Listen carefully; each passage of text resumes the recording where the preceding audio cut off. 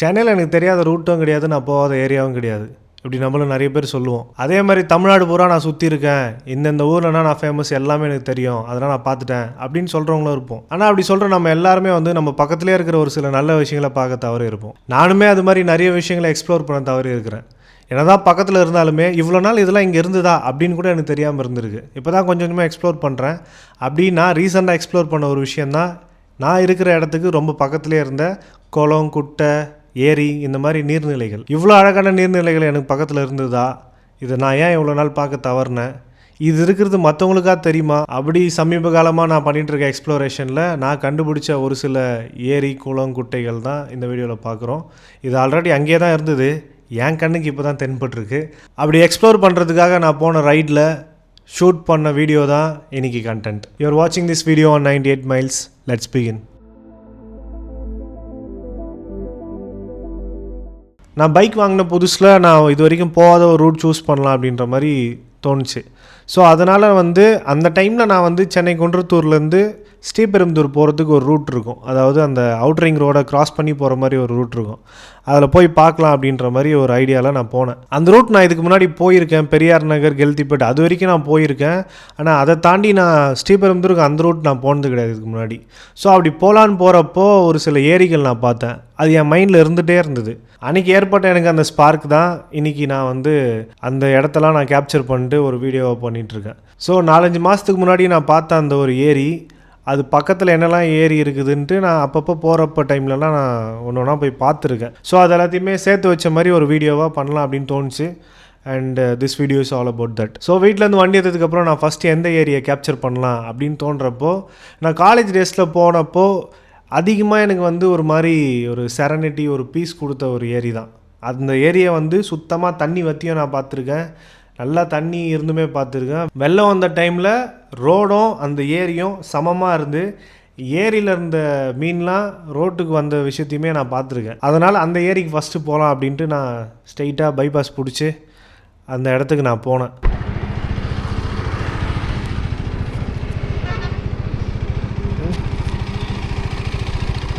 வண்டலூர் ரூட்டில் இருக்குது இந்த ஏரி.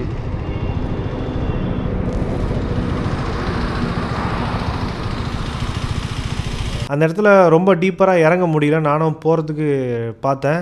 அதுக்கு முன்னாடியுமே பெருசாக போக முடியாது, பட் ஆனால் ஒரு சின்ன பாதை இருக்கும், ஒரு லைட்டாக பள்ளத்தில் இறங்கி போகிற மாதிரி இருக்கும்.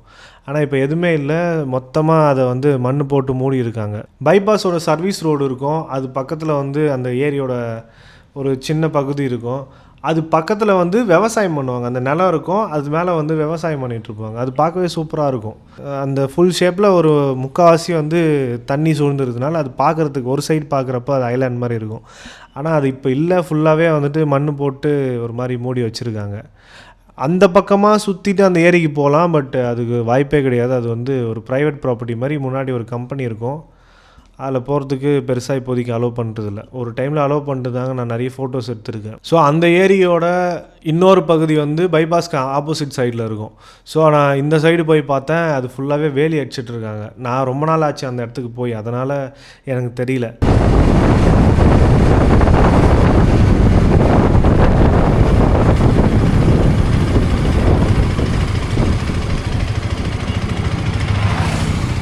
ஸோ நான் அவுட்ரு ரிங் ரோட்லேருந்து சர்வீஸ் ரோட்டில் பைக்கை நிறுத்திட்டு நான் மேலே பார்த்தேன். அது பார்க்க ரொம்ப பியூட்டிஃபுல்லாக இருந்தது. அண்ட் அதுக்காக ஒரு வியூ பாயிண்ட்டுமே கரெக்டாக வச்சுருந்தாங்க. அது நிறைய பேர் இதை நின்று பார்க்கணும், கண்ட இடத்துல நிறுத்தத்துக்கு பதிலாக இந்த வியூ பாயிண்டில் வந்து பார்த்துட்டு போட்டோம் அப்படின்றதுக்காக அதை அமைச்சிருந்தாங்க. அது நல்லா தான் இருந்தது.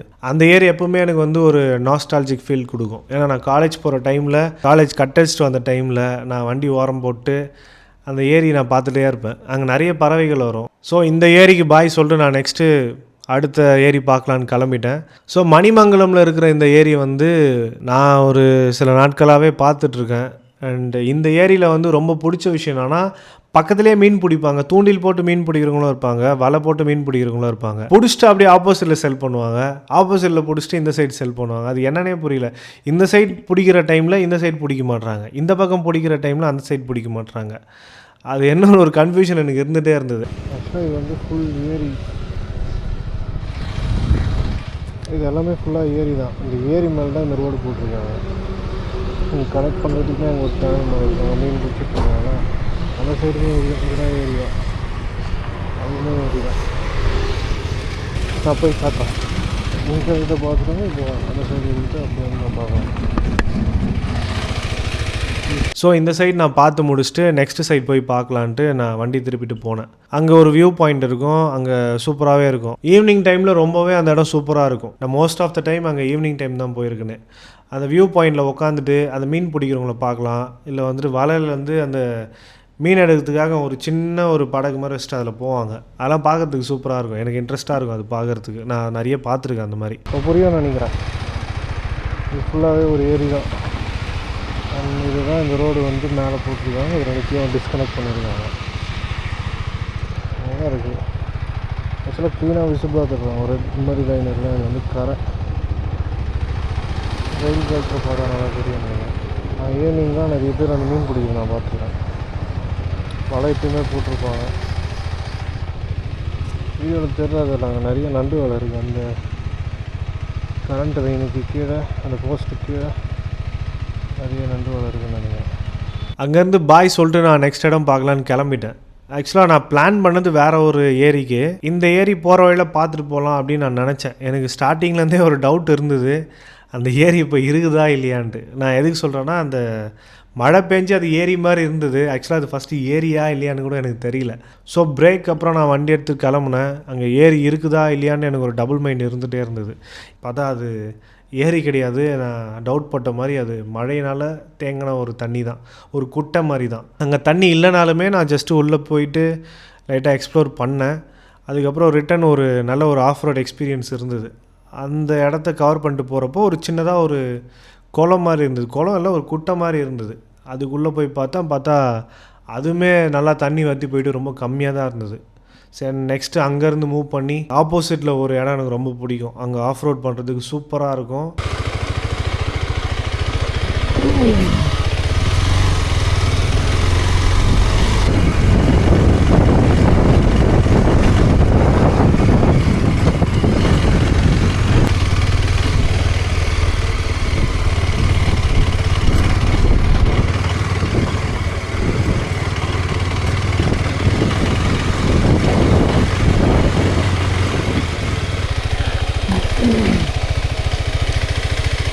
அங்கே வந்து நம்ம கண்டென்ட்டுக்கு தேவையான அந்த நீர்நிலை பெருசாக இல்லை, இருந்தாலுமே ஒரு நல்ல ஒரு ஆஃப் ரோட் எக்ஸ்பீரியன்ஸை மட்டும் அனுபவிச்சுட்டு நான் கிளம்பிட்டேன். அங்கேருந்து நான் ரொம்ப முக்கியமான ஒரு இடத்துக்கு நான் ட்ராவல் பண்ண ஸ்டார்ட் பண்ணேன். அதுதான் இந்த வீடியோக்கான ஒரு ஸ்டார்டிங் பாயிண்ட். நான் பிகினிங்கில் சொன்ன மாதிரி நான் வண்டி வாங்கின புதுசில் ஒரு இடத்துக்கு போய் பார்க்குறப்போ அங்கே இந்த மாதிரி ஒரு ஏரி எக்ஸ்ப்ளோர் பண்ணேன்னு சொன்னேன் இல்லையா, அந்த ஏரி தான் இது.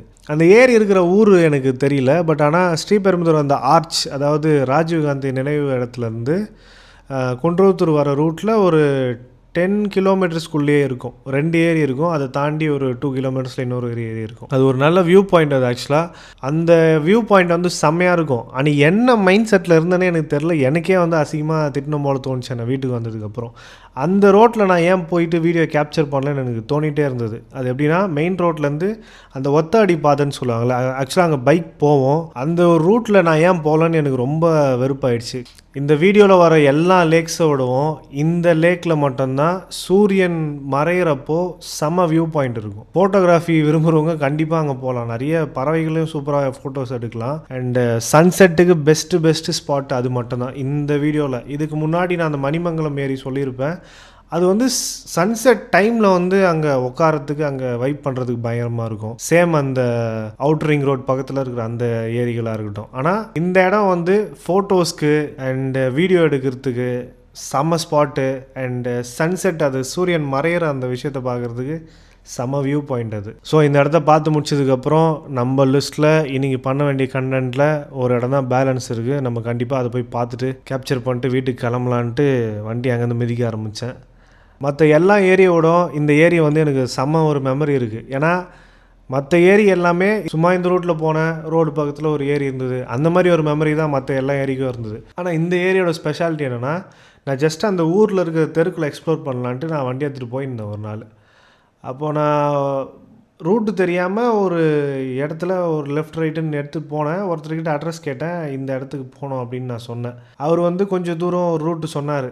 அவர் சொன்ன ரூட்டுமே விட்டுட்டு நான் பாட்டுன்னு ஒரு ரூட்டில் போயிட்டு இருந்தேன். அப்படி போயிட்டுருக்கப்போ ரைட் சைடில் ஒரு கோயில் இருந்தது. அந்த கோயில் தாண்டின உடனே சின்னதாக ஒரு 6 ஃபீட்டு கூட இருக்காது, அந்த அளவுக்கு வந்து ஒரு தடுப்பு மாதிரி இருந்தது. என்ன ஏதுன்னு கொஞ்சம் லைட்டாக எட்டி பார்த்தா பெரிய ஏரி, அவ்வளோ பெரிய ஏரி எப்படி இங்கே இருந்தது? சத்தியமாக நான் வந்துட்டு ரொம்ப எக்ஸைட் ஆனேன். செம்ம ஷாக்கிங் எனக்கு. நான் அங்கேருந்து கிளம்பி போனேன். போயிட்டு அங்கேருந்து ஒரு ஒரு ஒரு 5-6 நிமிஷம் அந்த ஏரி பார்த்துட்டே இருந்தேன். இருந்தாலும் அன்றைக்கி வந்து ரொம்ப சீக்கிரமாகவே இருட்டிட்டு இருந்தது. அண்டு நைட்டில் எனக்கு வந்து அந்த பிகினிங் ஸ்டேஜில் எனக்கு என் பைக் ஓட்டுறதுல கொஞ்சம் சிரமம் இருந்தது. அது ஏன் நான் அந்த ரிவ்யூ வீடியோவில் சொல்லியிருப்பேன். ஹெட்லைட்ஸ் வந்து நைட்டில் கொஞ்சம் அந்தளவுக்கு பெர்ஃபார்ம் பண்ணாது, ஆப்போசிட்டில் வண்டி வர டைமில் இல்லையா. அதனால் நான் வந்து யோசித்தேன், ரொம்ப நேரம் ஸ்பெண்ட் பண்ண முடியாது, ஒரு 2 நிமிஷம் பார்த்துக்கோ, அனுபவிச்சு எஸ்கேப் ஆகிக்கும், இன்னொரு நேரம் வரலாம் அப்படின்னு தான் மைண்டில் ஓடிட்டே இருந்தது.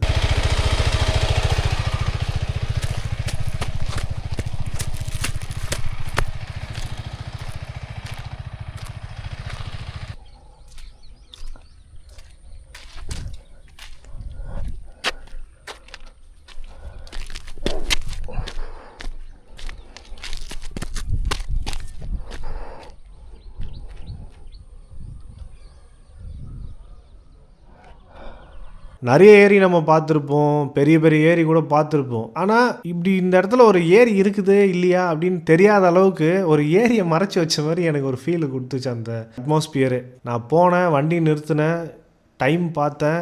சத்தியமாக நம்மளால் வந்துட்டு இந்த வண்டி வச்சுட்டு ஓட்டு போக முடியாது. ப்ளஸ் பெட்ரோலுமே ரொம்ப கம்மியாக இருந்தது அப்படின்னு என் மைண்டில் தோணிகிட்டே இருந்தாலுமே இறங்கி ஒரு 4-5 ஃபோட்டோ எடுத்தேன். ஃபோட்டோ எடுத்துகிட்டு அந்த ஏரிக்கிட்ட ஒரு ப்ராமிஸ் மட்டும் பண்ணிட்டு வந்தேன், கண்டிப்பாக உன்னை சீக்கிரம் வந்து பார்க்குறேன் அப்படின்ட்டு. நெக்ஸ்ட் வீக்கே வந்தேன், மறுபடியும் எக்ஸ்ப்ளோர் பண்ணேன். அதுக்கு அடுத்த வாரம் வந்தேன். நம்ம ரிவ்யூ வீடியோ அந்த ஏரிக்கு பக்கத்துலேயே தான் எடுத்தோம்.